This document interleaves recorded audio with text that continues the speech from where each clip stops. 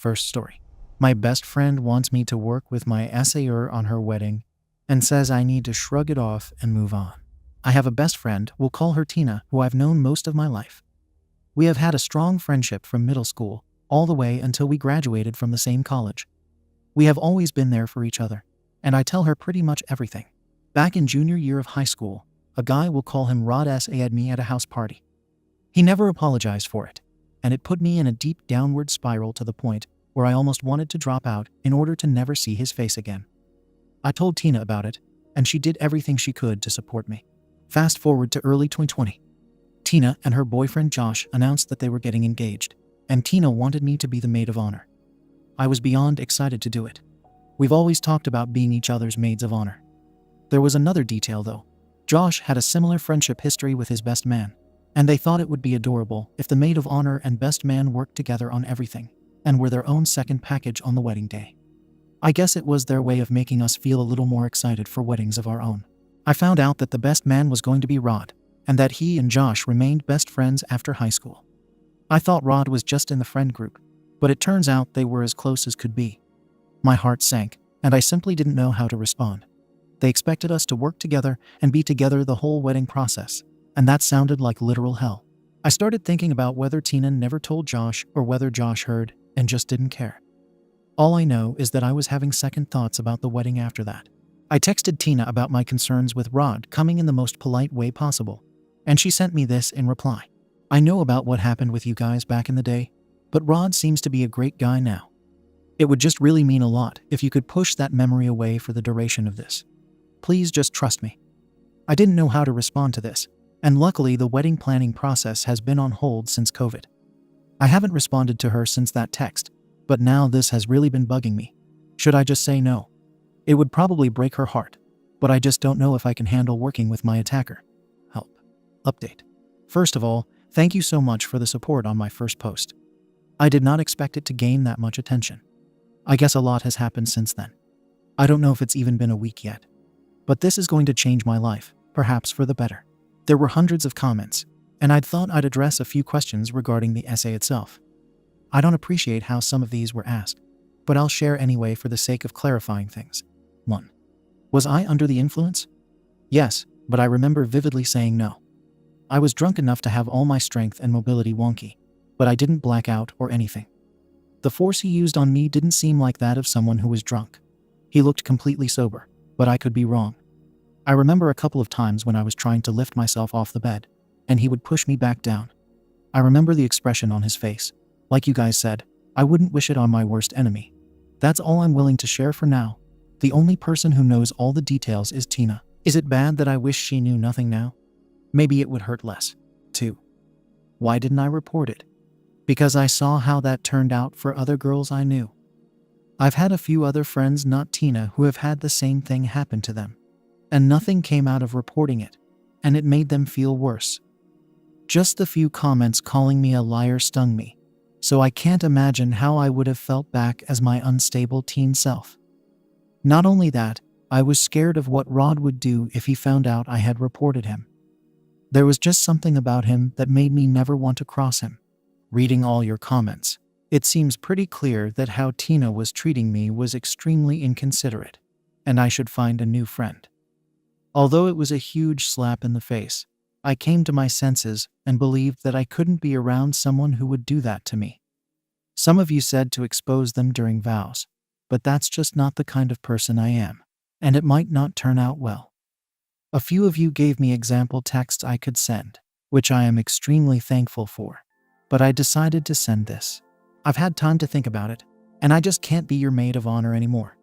It's so hurtful that you are telling me to pack up my trauma for who knows how long until your wedding day. I just can't do it. I don't think I will come at all, knowing that he's going to be there. I'm sorry. It's pretty weak, but it's probably the meanest text I've ever sent. An hour later, I got a call from Josh. He asked me what was going on with me and Tina, and she was extremely upset. A part of me snapped, and I said, I don't know, what's going on with you making someone who had me the best man? I don't usually blurt things out like that. He was confused, and I repeated myself. He was silent for a few seconds, and then asked if he could come over. I was a little wary of the idea, but I said sure. I know we should be socially distancing, but this really needed to be discussed. He comes to my apartment 40 minutes later, without Tina. I have never hung out with Josh one-on-one before. It was always with Tina. Josh always had a really cute and sweet personality, and I've always approved of him when it came to dating her. He was really only a friendly acquaintance to me though. We sat down and spoke for over an hour. Tina had told Josh that the reason I wasn't coming to the wedding was that I didn't want to work with Rod because I had a crush on him and thought she was forcing the relationship too much. So basically, she said we had a petty girl fight. My jaw hit the floor and I was fuming. She had obviously never told Josh what Rod did to me. I shared that Rod had SME back in high school and that Tina knew about it. I asked if he knew too. He said he didn't, but at one point Rod did mention that a few crazy Bess falsely accused him of SA in his senior year. This obviously didn't include me, since I only told Tina and a few family members. Josh believed him at the time, but I guess after hearing me say it, it's starting to dawn on him that his friend was a liar. Here's something that I didn't expect. Josh shared with me that he was SA'd when he was a kid by an older brother of a friend he had. He said that if he was forced to work with his brother on a wedding, he would absolutely refuse. He apologized heavily on behalf of Tina, but I won't forgive unless she says it herself. I know some of you may think Josh is lying, but I believe him. I could see it in Josh's face and body language that the realization really weighed down on him, and I felt bad. In a way, we were both going through a betrayal. I asked if he was okay to go home, and he said yes. He thanked me for telling him and left. I don't know if I'll stay in touch with him, but I was beyond furious with Tina at this point. I was expecting an angry text from her, and sure enough, I got it at like midnight. She went off, saying that I'm going to end up destroying their marriage. How could I do that to her, etc. I just pressed the block button and went to bed. It was the quickest decision ever made. I'm feeling a little down in the dumps right now, yet slightly relieved. I'm going to try to connect with other friends and try to move on from this. If I'm feeling brave enough, I might try to find these crazy Bess and see if we can make a case against Rod. Knowing that there are other victims makes me feel so guilty that I want to scream. Sorry, it's not too happy of an ending, but I think it might have been more unhappy if I decided to go along with it. Thank you, Reddit. Second story. My slag of a boyfriend cheated on me after I took care of him and had the audacity to say that he cheated because he deserved better. I, female 25, discovered that my ex-boyfriend, male 26, had been cheating on me for 5 months.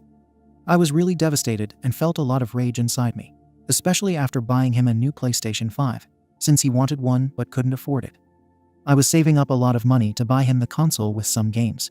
We've been dating for 3 years and living together for a year and a half. I immediately kicked him out after his side girl messaged me, apologizing for not knowing that he had a girlfriend. I didn't believe her because I trusted my boyfriend a lot, but she came with receipts. There were a lot of messages where he flirted with her and sent NDS. I was disgusted, really disgusted. The worst part is that when I confronted him, he didn't even try to deny it and called me boring. He insulted me a lot, saying I was no fun and he deserved better.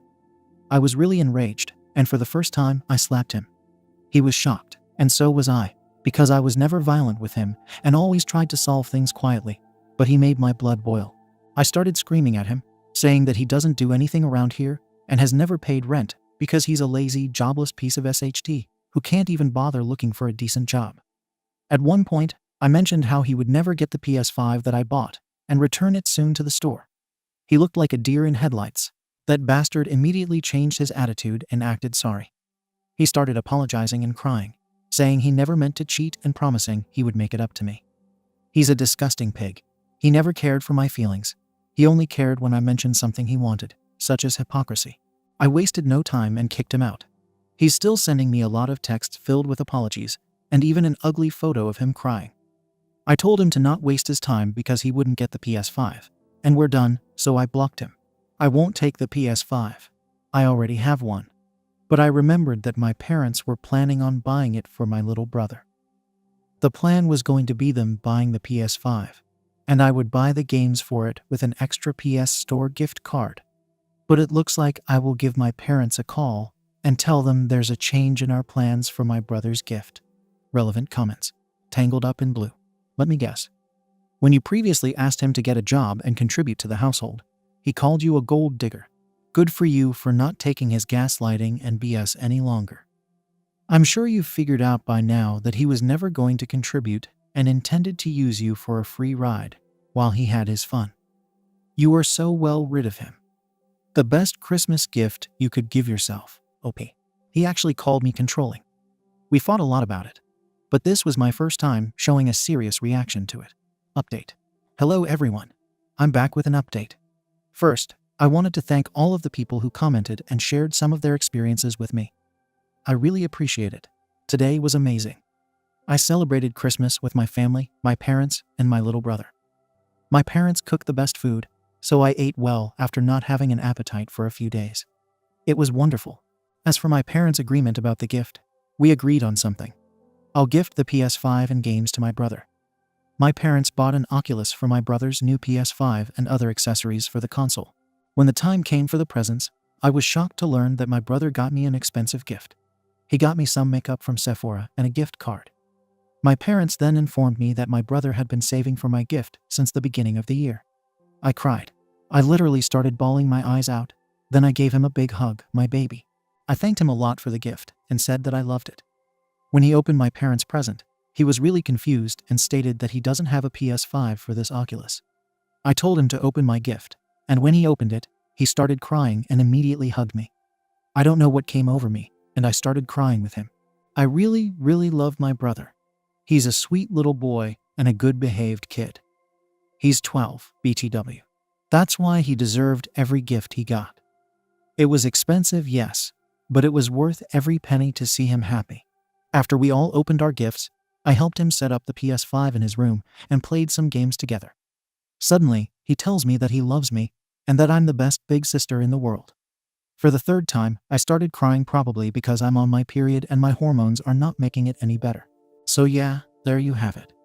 I had the best Christmas with my family, and seeing my brother so happy was worth the heartbreak I went through. As for my garbage ex, he's still making new accounts on Instagram to apologize. I told him to F off, and I know that he's only apologizing because he wants the PS5, not because he's feeling guilty. I mentioned that I gave it to someone who deserves it way more than he does. He started cursing at me, and I said if he didn't leave me alone, I'd report him to the police for harassment. He stopped after that, and I've never heard from him since. So that's all for the update. Happy holidays, everyone. Thank you for watching the video.